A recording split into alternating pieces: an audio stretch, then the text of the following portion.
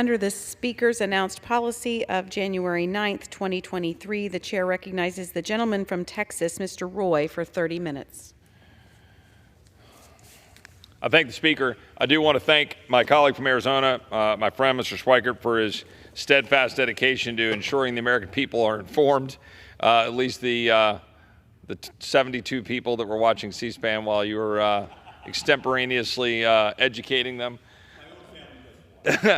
But in all seriousness, we're able to push this out. We're able to do clips. It is important that we continue to have this conversation. The gentleman is correct in very broad terms and very specific terms about the extent to which we've got a fiscal crisis looming, and it is incumbent upon this body to do something about it. And we have structural reforms we could put in place that the gentleman's talking about. And I think we've just covered that quite nicely, but we also need to be aware of what we need to do with our discretionary spending and using the power of the purse, both to constrain the bureaucracy that is still a third of that annual spending, and constrain that spending also for the purpose of limiting tyranny over the American people. This is one of those things that frustrates me among my colleagues, both Democrat and Republican, is that they'll come to the floor, and the gentleman from Arizona is not in that group, by the way, because the gentleman from Arizona, I think, largely would agree with what I'm getting at here. But I've got colleagues who will always slip into the, it doesn't matter, stop worrying about discretionary, stop having a fight about $100 billion or $30 billion or whatever your debate is about constraining discretionary spending. When I say that, for the average listener, what I mean is what we spend every year on the stuff you see in the bureaucracy, the Department of Justice, the Department of Commerce, the Department of Homeland Security, the Department of Defense, all of those things that make up the alphabet soup of government that, frankly, are the things impacting your life every day and or undermining, frankly, your freedoms every day. So the thing that drives me crazy in this town is you'll hear members of Congress, they come down here and they say, Chip, we have a razor-thin majority. Don't you understand? Chip, it's all mandatory spending. You don't have to focus on this $100 billion. We're talking about $35 trillion in debt. That happens all the time. I assume the gentleman from Pennsylvania would agree with me that I assume in his career, he's been here a few years longer than I have, that we hear that as an excuse for ignoring our job to constrain the bureaucracy using the power of the purse. Almost every single day that we come down here to the floor, we're in committee, we're in our conference meetings. I assume the gentleman agrees with me on that point. Of course I do. We have fought bitterly. I mean, even if you just look at the last few years here, since the pandemic was unexpected, and decisions were made in hindsight that looked like, made obviously some wrong choices. Be that as it may, it was expensive. People were out of work. The government forced them out of work, forced them to close their businesses. It was only right, since a government had the authority and the power to do that, to make them as whole as possible. Now, we can debate that as long as we want to, but subsequent to the end of the pandemic, it should have been reasonable for the people in this room on either side of the aisle to say, well, let's just reset back to the pre-pandemic. And believe it or not, at that time, if we had just gone back to that number, the budget would have balanced. We would have actually taken in enough revenue to pay for the things that we were buying. But a substantial portion of this body, unfortunately, my colleagues on the other side of the aisle said, no, we're going to keep spending now at the pandemic level, even though the pandemic's over. The gentleman is correct. I mean, and I think this is one of the things that I want to stress. I came down here not to talk about spending, but on the heels of our friend from Arizona, I want to make the point and then pivot to what I think is important to talk about, and I'm sure the gentleman will agree. But in the context, it matters, right? What we fund matters. If we're funding the Department of Homeland Security to utterly fail to secure the homeland and endanger our own people and empower migrants to be able to actually flood in and get dumped into the United States, including the individual who was paroled into the United States and killed Laken Riley, including the individuals who were dumped into the United States and shot those 2 police officers in New York just last week, including the individual who killed a woman named Elizabeth Medina in my own state, killed her. Mom found her in the bathtub. She's supposed to be cheerleading on the streets. I could give example after example. We're funding that. We're funding the DHS that does that. We're funding the FBI that has been politicized against the former president, against our own people like Scott Smith and Mark Houck and other people around the country.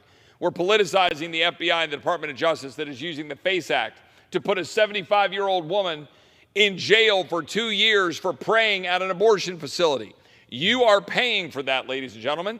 You, the American taxpayer, are paying for that. And guess what? With all due respect to my Republican colleagues, both Democrats and Republicans are funding it. And they're funding it, and they come down and they say, well, we have a duty to do that. Our Democratic colleagues will say, we must do all these things. You're politicizing this. You're making this. My Republican colleagues will say, well, Chip, of course we would like to do that. Of course we would like to fix it. But you don't understand. You can't do math. We have a razor-thin majority. We can't possibly get it done. By the way, when do they ever talk about the razor-thin majority in the Senate, which exists? Right. Right? And one last point. Has my friend from Pennsylvania heard the same issues? I've already heard, I won't say who, I've already heard very important members of this body in terms of their rank in committee already talking about the fact that no matter what happens in November, if we win the White House, and President Trump is in the White House, if we win the House of Representatives, even grow our majority, if we win back the Senate and have a majority of 2, 3, 4, depending on how you go look at the scoreboard, that we will not have 60 votes. So you're told, unless you can do something on reconciliation, which is a maneuver for all you Americans out there to find a way to bend around the 60-vote threshold in the Senate, well, then you're just stuck. We're sorry. You just have to accept it, Chip. Does the gentleman hear that all the time? And has he already heard members already setting the stage for January to say we can't do the things that we said we would do? Of course I've heard it. I've heard it ever since I've been here. There's always some reason. We have a slim majority. We don't have a majority at all. We don't have 60. We don't have the presidency. We have this House, not that body. It's the courts. There's always some reason to say we can't do it. And I was in a committee hearing today talking about waste and abuse on foreign affairs. And I found out that we send money to Nepal for atheism, to support atheism. We spend some of your money to Nepal, which is a highly religious society, to support atheism. And what I'm told is well, we've not all bills are perfect. Nobody agrees with that, but we had to get the bill passed. Well, somebody agreed with it. It ended up in there. Right. Somebody wanted that, and so I'm supposed to go along with that. And the people that I represent that wake up early in the morning and go to work and pay their taxes, their money's going for that when they can't afford their electricity bill, their food bill, or their daycare bill. It's insane. And then this whole thing about a wide open border, not only they can't afford the bills, but their kids can't even get jobs now coming out of high school because they're competing with people that are here illegally who will take those jobs where you start out, where the only skill you had, Mr. Roy from Texas, is I can show up on time with a good attitude. That's the skill I got when I'm 13 or 14 years old, right? That's the skill I had when I started. And you start out doing things that maybe a lot of people don't want to do, but now there are other people in this country with a work permit. Your kids can't even get started anymore, and that's the insult upon injury. You're being taxed out of your homes. You can't afford your bills. Other people are taking your work, and you're being told to sit down and shut up and just take it, whether you're in Congress or, heaven forbid, you're at home watching on TV and you're saying, what do I do about any of this? I've told my representative, and they said I can't stop it. And in the meantime, and I want to pivot to the border point you just raised, but I would like to make one point. We're funding all of those rules and requirements that are driving the American family out of the ability to afford life. Just today, I had a crack in a windshield, and it was just there at the dealers getting looked at and getting worked on. We couldn't go do a non-dealer part for reasons I won't get into. It was $1,100 for a windshield. That used to be like $200. You call like Safelite or somebody, they come out and they replace the glass. Now it's like, well, you can't just replace the glass because it's got all these sensors in the windshield. Mandated by the government. Right, and guess what? Now increasingly all of these things are mandated by the idiots in this chamber. Like a kill switch. Right. The idiots in this chamber voted to cause that to happen and back up what the regulators down the street are forcing the average American. So here's what I don't get, right? I'd like all my colleagues here, if I forced my colleagues one by one to go down to the microphone on any one of these issues and explain to their constituents, I am going to vote, as some Republicans did last fall, I'm going to vote against eliminating a kill switch in a car, which is going to dramatically increase the cost of that car, dramatically increase the cost of that windshield, dramatically increase the chance that car is going to shut down in the 20 below zero cold in North Dakota and leave you on the side of the road because you've got a computer determining whether you can start the car. If I made every member go defend that, they'd start to think twice about it, because that is a hard thing to defend. But they didn't want to vote against it because MAD came around and lobbied for it. And they didn't want to be against that. So 19 Republicans say, no, sorry, I can't vote against killing the kill switch. But if you put it out there in stark, you tell the American people, hey, should we have something in there that protects the people of drunk driving? They say, well, I guess so. Oh, what if that would cost you another $10,000 for the car? They'd say, are you out of your friggin' mind? But we do it. And we do it for the same reason Mr. Schweikert was talking about why our health care costs are high, because there's an army of lobbyists in town, or there's an army of people who are going to go out and say certain things. And people, and the one thing Mr. Schweikert said when he talked about how we are going to make sure that we are protecting incumbents, he didn't mention about protecting the incumbency of the people in this room. People who hold on to their election certificate like it's the most important damn thing they'll ever have in their life, instead of the opportunity to come here and do what we said we would do. Does the gentleman agree? I do agree. I do agree with that completely, protecting that. And of course, what we're seeing right now is the protection, or the attempted protection of that at the presidential level.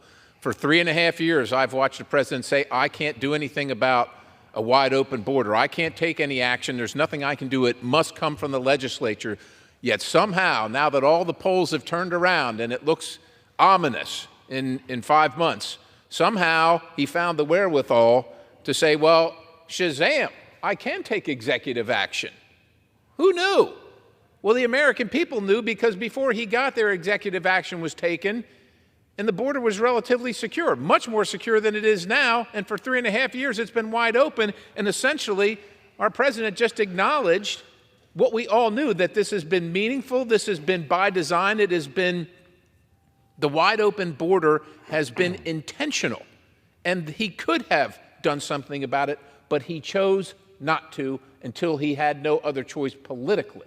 And even at that, I'm sure that my good friend from Texas, who's on the front lines in Texas, is going to talk about the provisions of this. One I find interesting, well, we're going to stop these people coming in once we hit the threshold, unless they're minor unaccompanied children.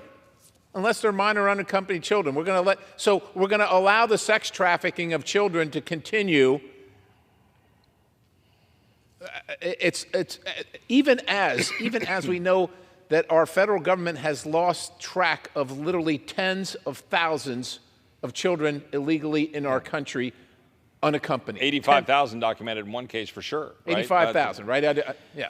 And I'm glad the gentleman brings this issue up, because I would note that today, while I was sitting in the House Judiciary Committee with the gentleman from California, Mr. Kiley, who just came to join us, who's going to take the microphone, I'm sure, in a little bit, we had the Attorney General before us, and we were questioning the Attorney General in the House Judiciary Committee.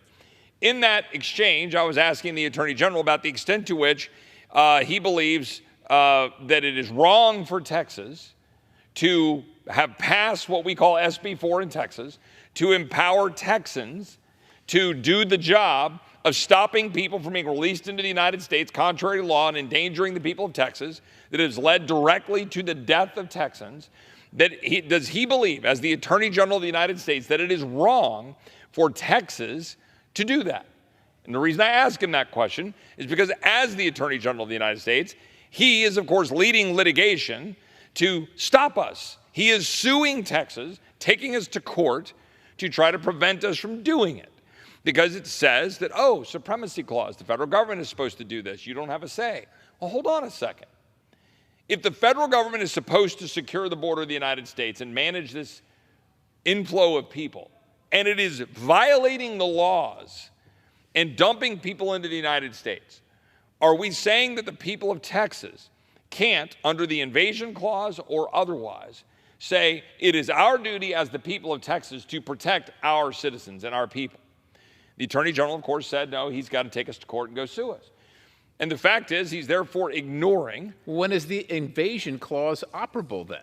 Well, I think he would say it is not. When is it? I think he would say if you've got a literal army of people coming across the river, but I think they would probably fight us on that. So if you came across with a gun and you were wearing a uniform with your name on it, that's an invasion. But if you don't have a gun and you don't have a uniform, no matter what your intentions are or the scale, that's not an invasion. I'm not sure that they have stipulated the former, but they certainly want to try to stop us from identifying and recognizing the latter. And the reality is that the people of Texas are fed up and they're asking their leaders to do the job the federal government won't do. And we're sitting here, and look, I want to compliment Republicans. I'm not afraid to criticize Republicans or Democrats both. I want to compliment Republicans for having done a year ago what we've never done, which is set aside the absurdity of saying you've got to do amnesty and setting aside the absurdity of saying you've got to open the floodgates to more people coming into the country, even though we allow about 1 million people a year to come in. Legally. Even legally. Even though we have 51.5 million people in the United States who are foreign-born, you have the Chamber of Commerce, you have all of the big interests coming down here saying, you guys have got to open up more immigration. You have to do it. And we always bow down, and we always say, okay, we'll do that, and we'll do amnesty, but can we get just some security? Beg for crumbs. A year ago, we did something different. We came together as Republicans, and we passed the most comprehensive, the strongest border security bill we've ever passed. My colleagues, frankly, I don't think fully understand the historical importance of that. Even many who support it and talk about it and tweet about it. Because I've been here for some various forms, now 5 years as a member of Congress. I was here as Chief of Staff, Senator Ted Cruz. I was on the Senate Judiciary Committee as a lawyer. And I watched the debates and the failures and the gangs of 8 and all of the machinations. I watched in 2017 when we had 2 different bills, so-called Goodlatte 1, Goodlatte 2. We left President Trump stranded. We blew it. Last year, we came together, we set the terms of what we will now do next year. That matters. When Republicans unite to achieve something, not unity for the sake of it. I get so tired of hearing my colleagues talk about unity, and I say something like, to do what? Well, it doesn't matter, we've just got to unite. But to do what? Right? When we unite to say we're going to stand up and say we're going to secure the border of the United States, we did it. We didn't always agree, by the way. People sweep aside our differences of opinion a year ago. We fought through it. We met. We worked. And we passed the best border security bill we've ever passed. The Senate has sat on it. And they tried to pass a sham bill, which the president today went to the microphone and gave up the game. Yeah. He went to the microphone. Remember the Senate bill? The Senate bill said, oh, don't worry, guys, we're going to cap the flow at 5,000. A day. A day, which, by the way, Obama's Secretary of Homeland Security, Jay Johnson, said 1,000 a day was basically a crisis, right? Oh, we're going to cap it at 5,000 a day. Rest easy. But we're going to have all these exceptions.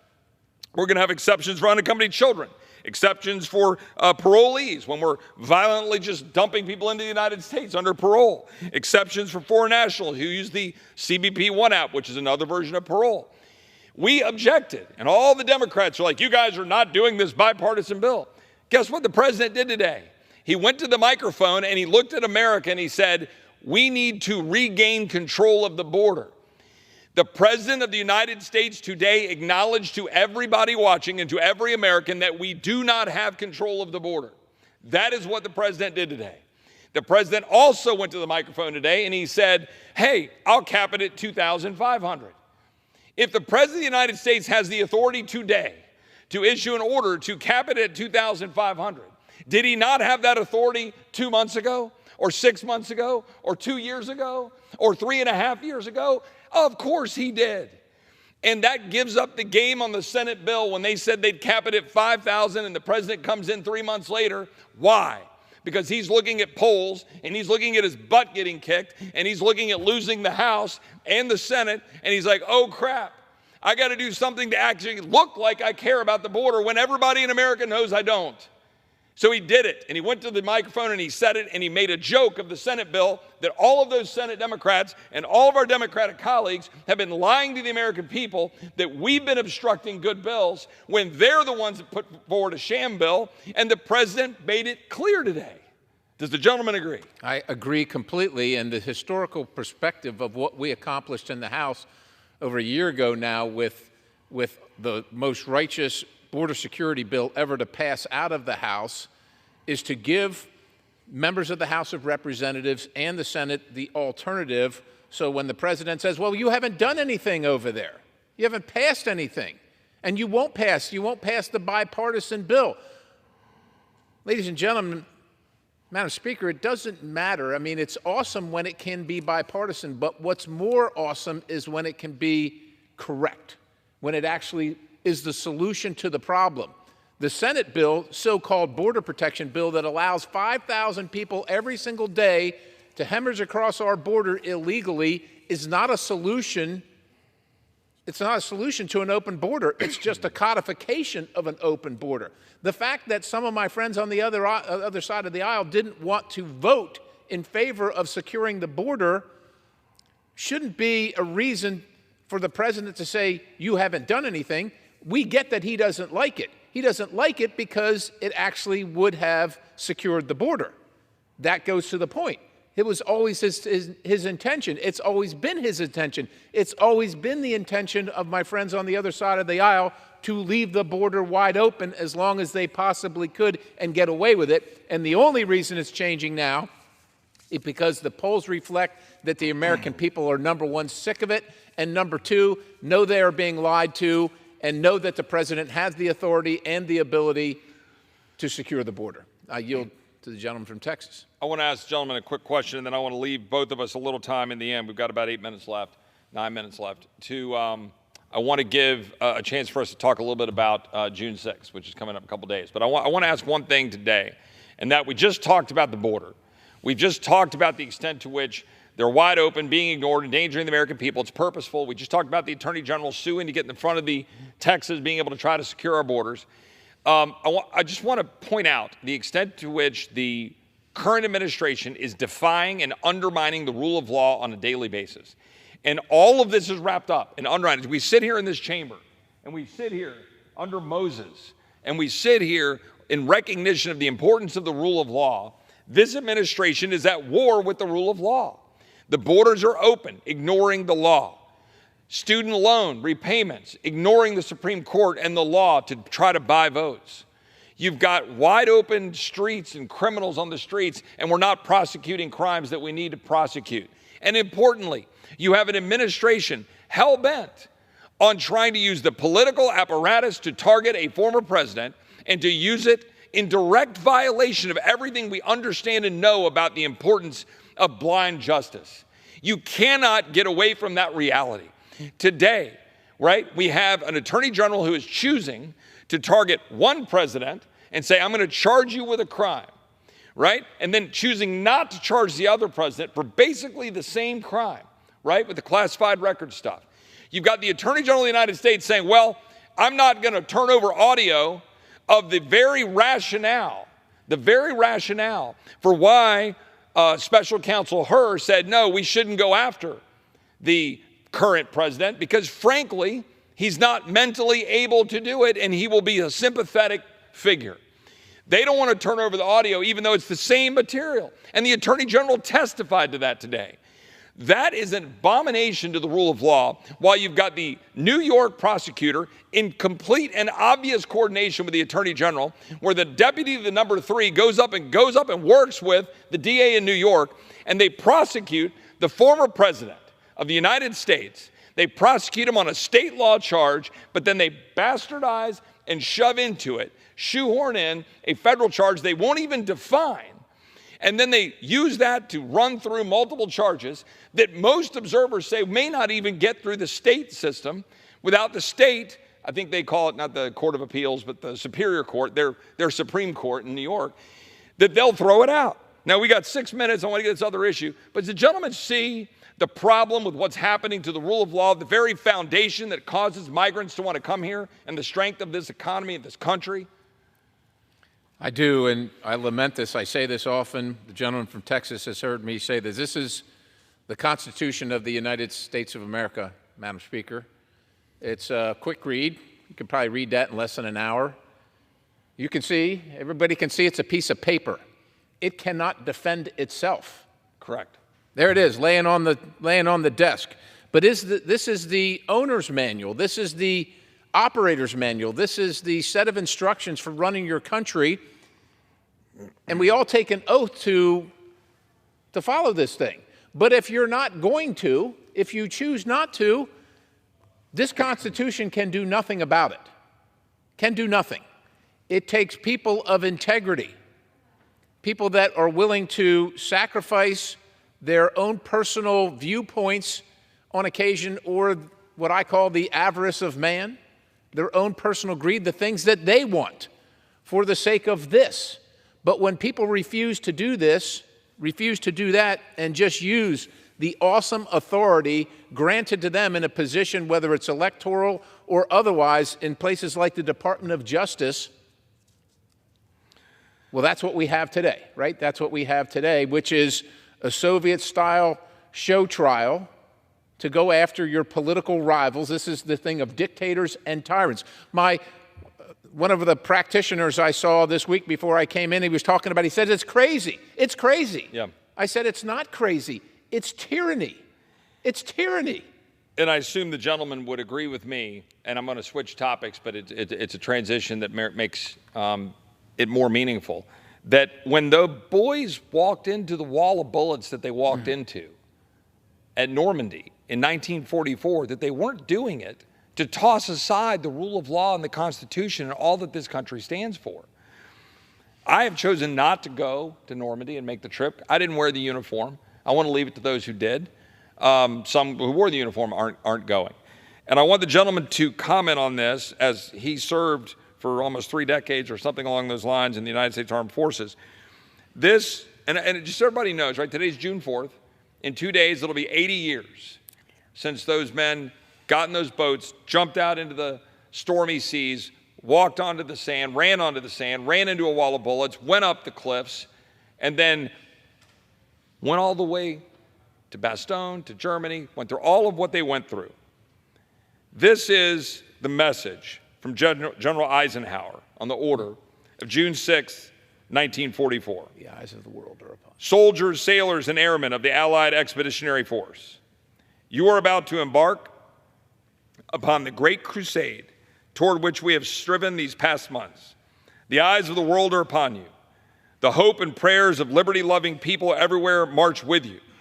In company with our brave allies and brothers in arms on our other fronts, you will bring about the destruction of the German war machine, the elimination of Nazi tyranny over the oppressed peoples of Europe, and security for ourselves in a free world. Your task will not be an easy one. Your enemy is well-trained, well-equipped, and battle-hardened. He will fight savagely. But this is the year 1944. Much has happened since the Nazi triumphs of 1940 and 41. The United Nations have inflicted upon the Germans great defeats in open battle, man-to-man. Our air offensive has seriously reduced their strength in the air and their capacity to wage war on the ground. Our home fronts have given us an overwhelming superiority in weapons and munitions of war, and placed at our disposal great reserves of trained fighting men. The tide has turned. The free men of the world are marching together to victory. I have full confidence in your courage, devotion to duty, and skill in battle. We will accept nothing less than full victory. Good luck, and let us beseech the blessing of Almighty God upon this great and noble undertaking. Those words speak for themselves. We honor and tribute those who lost their lives, those who fought, those who came home, those few World War II veterans who remain with us. I will turn over the remaining about a minute and a half to my friend who wore the uniform that I did not wear. Well, no words that we can use today can adequately honor the sacrifices of those who gave the last full measure and signed up to do it. I mean, there's just no way you can describe what they endured and what they knew where they were going to endure. Many of them never made it off the beach. Many of them never made it out of the boat. But so many of them even joined up and lied about their age so they could go fight for what they believed in, this country, this idea. The idea that everybody is equal under the law, that no one person is more important than another person, that you can make decisions for your life based on what you want to do. You can buy the gas stove that you want or not buy any stove at all. You can buy a car with a windshield sensor in it or no windshield sensor in it. Ladies and gentlemen, Madam Speaker, they didn't give their lives.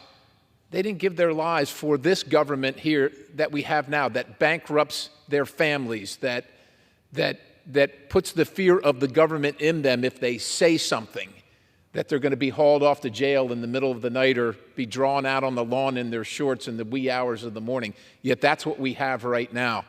Madam Speaker, we need to honor the commitment they made for the country that they loved that existed then.